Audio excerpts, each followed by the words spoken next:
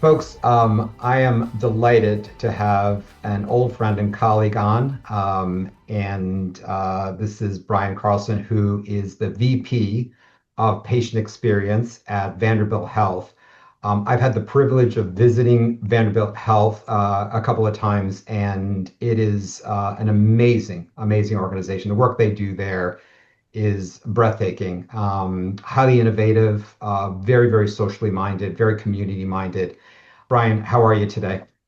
I'm wonderful. Thank you so much for having me. I look forward to this conversation. Well, Brian, I've had the privilege of hearing you speak many times at conferences, and you always get asked to come back to conferences because number one, you're a great speaker. Number two, you're a great guy. And number three, the work you're doing at Vanderbilt Health is just industry leading. So super excited.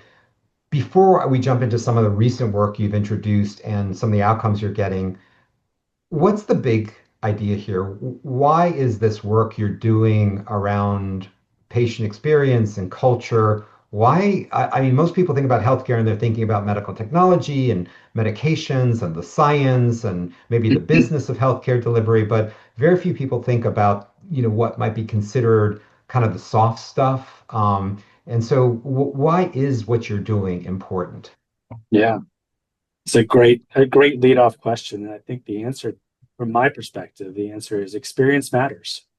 In our daily lives outside of the healthcare space, the consumer industry has been dealing and thinking in the experience world, experience economy. We've heard that term more and more. Mhm. Experiences matter. And I think healthcare is still learning how experience folds into delivery of healthcare.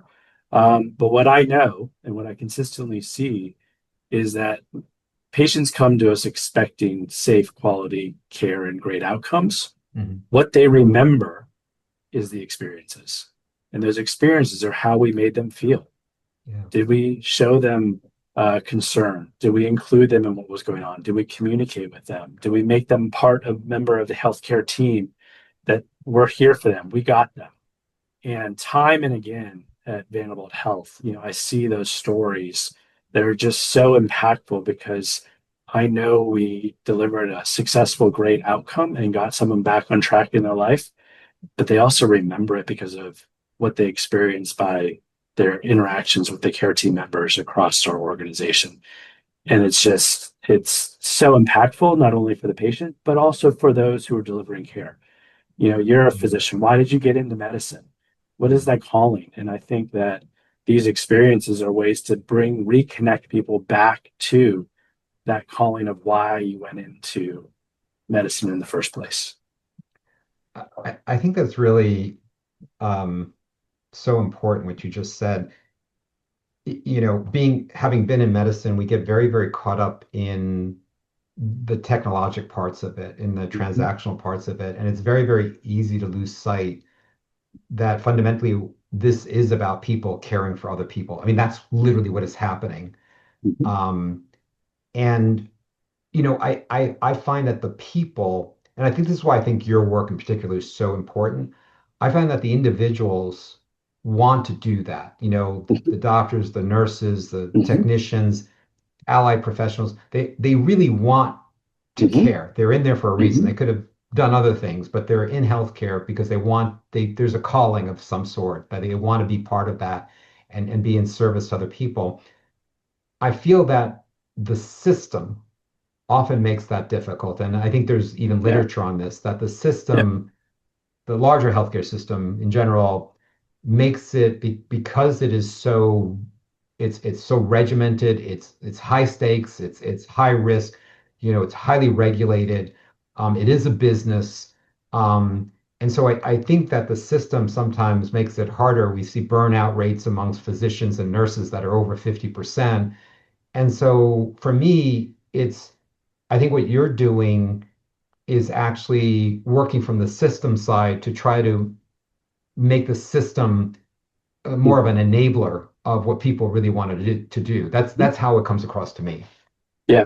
Yes, I mean, I know that if we give care team members, and I use that term broadly, the tools to do their job, they will 99% of the time do the right job and do it in a very effective, compassionate, experience focused fashion. Because, like you said, that's why we got into what we do in the healthcare space. And also remember, we created this system. You know, Right. we each contribute to either the easiness or the complexity of what goes on in decisions that we make every single day. And I don't take that lightly. Those decisions are not easy. But I think that we've maybe lost track a little bit of how important those experiences are. And the Mhm. experiences are human experience, the patient experience, and the workforce experience combined that deliver Yeah. that human experience. What's also surprised me about your work is how data driven you are. I'm shocked at all the data you have and what you're looking at. I was wondering if you could just comment on that. Yeah. Well, I mean, we can't understand or improve experiences unless we listen, and we have to listen, and we are constantly trying to listen more and listen in better ways. And obviously every time we listen, that's a data point. And sometimes that data point is an actual filling out of a survey. Sometimes it's, doing, some or analytics of a comment. Sometimes it's could be listening to phone calls. It could be scanning messages, looking for sentiment analysis, things of that Hmm. nature. Those are all data, listening, rounding on employees, listening what's going on a given unit or a given area. Those are all data points that are invaluable, um, and tell us a directional story. And that's the important part Hmm. that people have to realize. The data is not the answer. The data points you in a direction. You have to then take that data and actually engage with either the patient or those delivering the care to understand the context and nuance behind it. Because the data is not going to tell you that they're working two members down, or that the patient walked in and their, dog unfortunately passed away yesterday, and they're sad from that, and they're afraid with this, and they have just a lot weighing on their shoulders. And I think that's why, several years ago, that Cleveland Clinic video of Hmm. walking in someone else's shoes is so powerful because it gives you the perspective. You just don't know. We don't know, until we ask or until we listen, and we have to do both. And all of I- that is data points. Is that the video where they're showing us they're kind of walking through the hospital, different parts of the Mm-hmm, hospital lobby and this and that, mm-hmm, and they focus on a person and you hear the what's happening in their mm-hmm. head, You see the and little it's bubble? a little bubble, Yeah, and you hear, and it's real. That was actually really wow.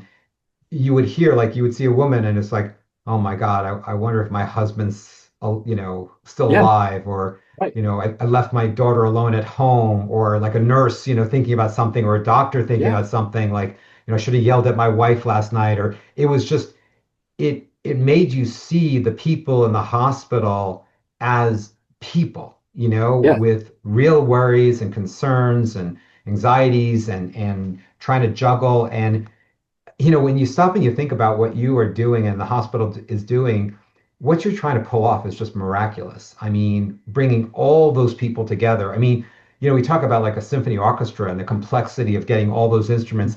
This is on a level that is way, way beyond that in terms of making everything work. yeah. It's amazing. It really is awesome when you stop and think about it. I mean, healthcare, in my opinion, is the ultimate team sport. Hmm. There's nothing anyone can do alone anymore in healthcare. It requires other individuals contributing in some form or fashion, either directly or indirectly, to accomplish said care and said tasks. And we've grown so large and so super specialized Hmm. that now we've gotten to the point where it's teams working with teams, right? So there you have your team, you have your little Yeah. tribe. I love my tribe, but there's all these other little tribes that have to work with you as well.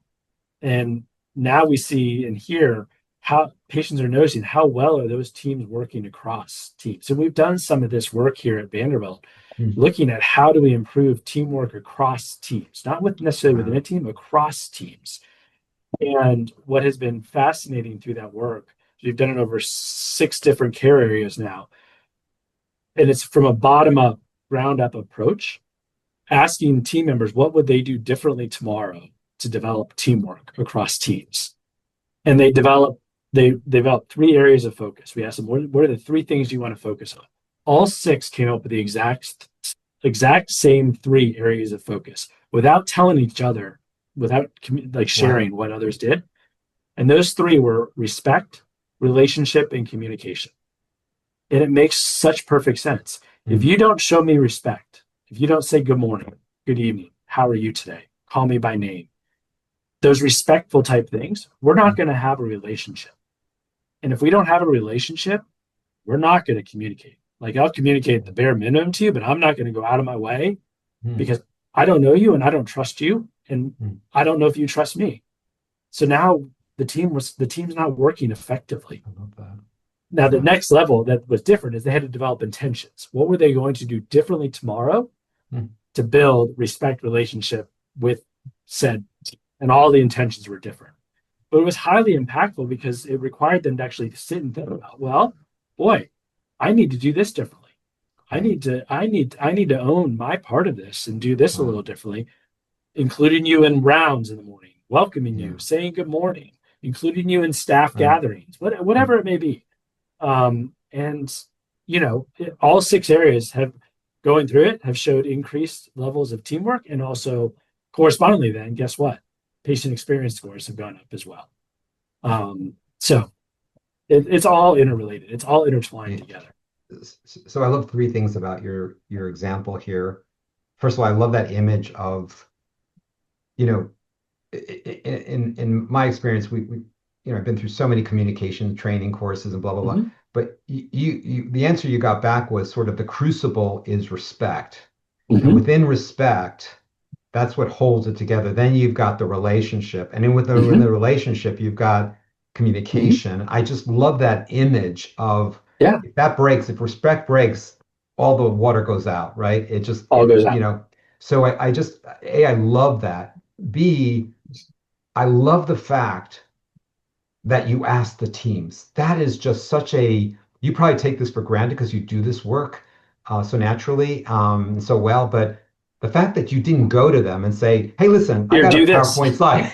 Yeah, it's going to be respect, relationship, communication. That's going to be the thing. You asked and you got them, and the fact that they all, were on the same page is really remarkable and surprising, not surprising, both. But and then the third thing I love is sort of like this Hawthorne effect. The fact that your system, has you and your team and are putting resources into this, and you're shining a light on something that could be easily ignored.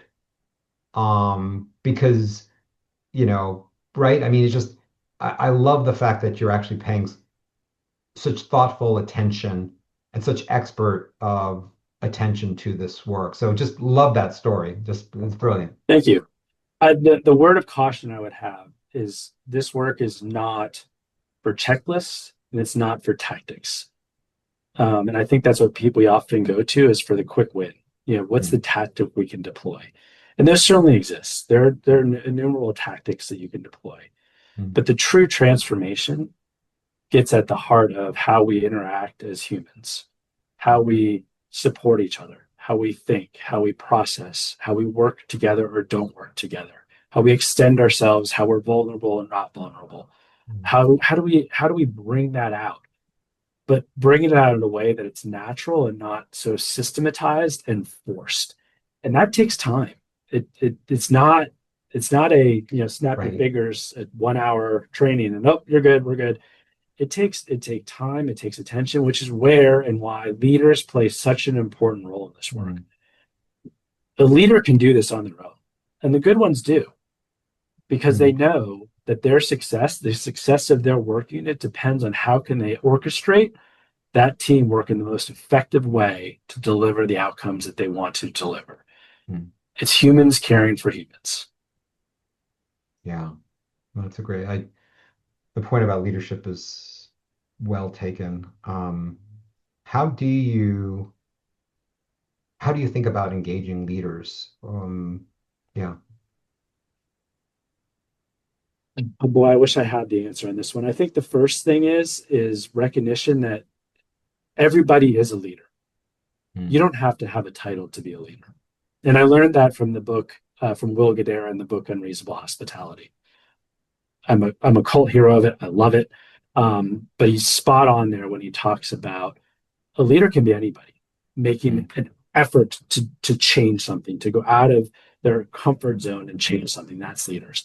And I think that too often in the healthcare space, we have deference for the formal leadership, the title structures. Mhm. And that's important because they set the tone. We set the tone, but you have to empower everybody. You are a leader to change.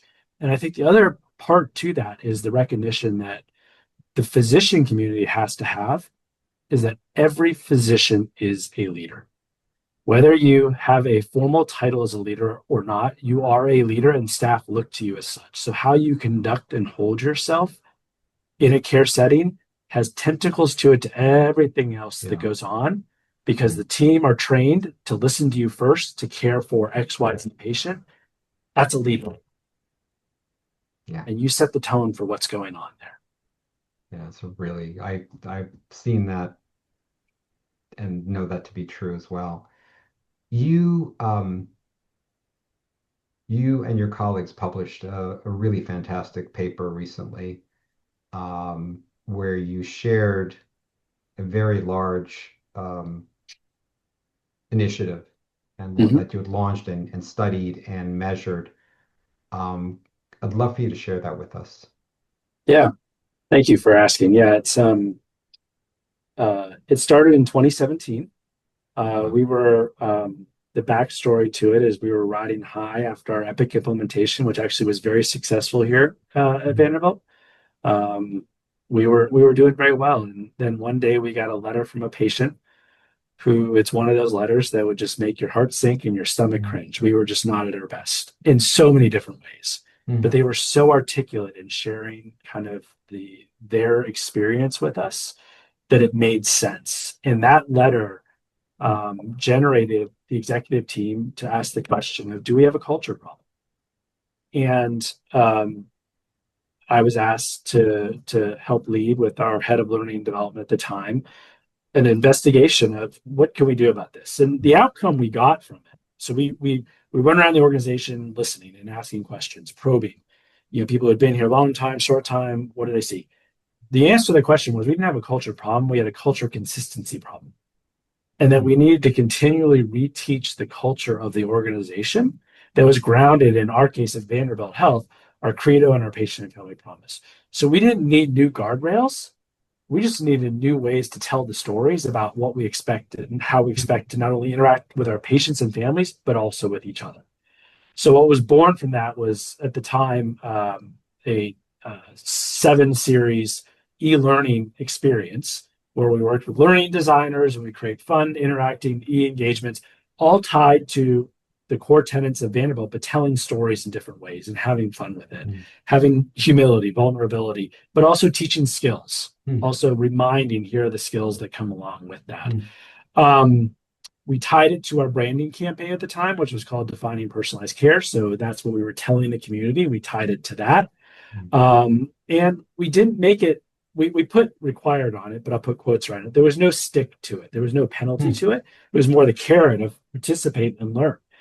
And as we published, we had over 80% participation Yeah, in that. that's And we awesome. were 39,000 employees. So that's not small, Wow. voluntary nature. So we made it fun. People vote with their time. Wow. And we saw statistically significant improvement in both communication and courtesy and respect scores across it took us 4 years. So it was a roadmap, but we were fluid with it. Sometimes it would be 6 months, sometimes it would be 9 months. Right. We kind of took the temperature of the organization of where we were at, what we were doing, and is the organization ready? So being flexible and fluid was important. Mm. Um, we sunsetted that, and that's what we published was that first series. But the strong stories we've continued. So we asked the organization, should we continue this? The resounding response in 21 was yes.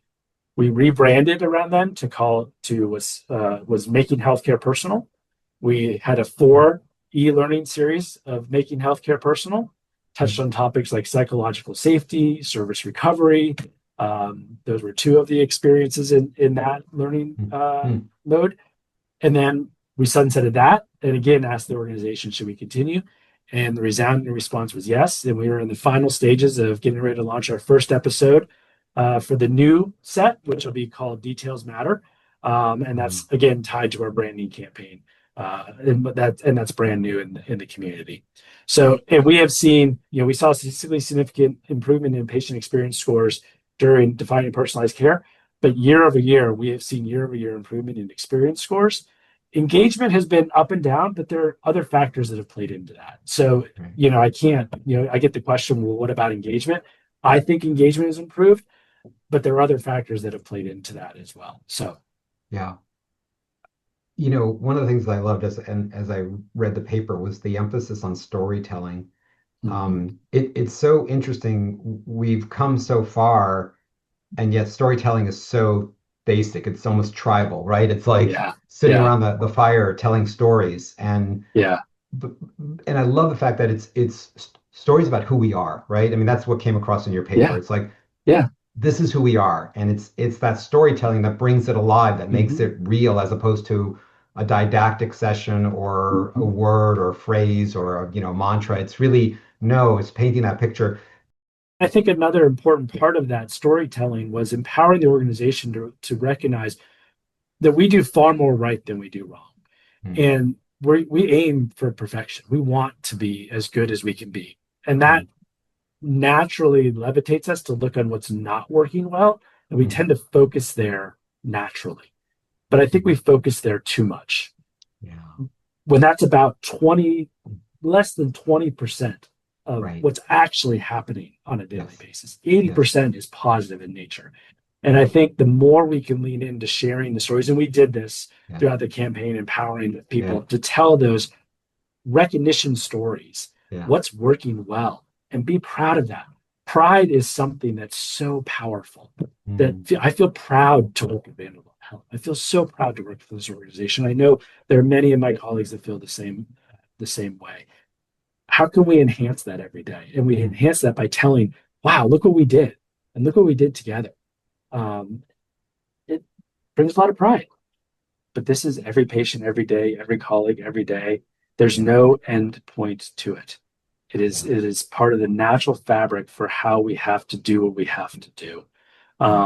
And I think that the systems and the leaders that get that are the ones that are continually showing great outcomes, safe quality care, high experience scores, strong brand in the community, great Mm, reputation, mm, and to a larger degree at scale as well.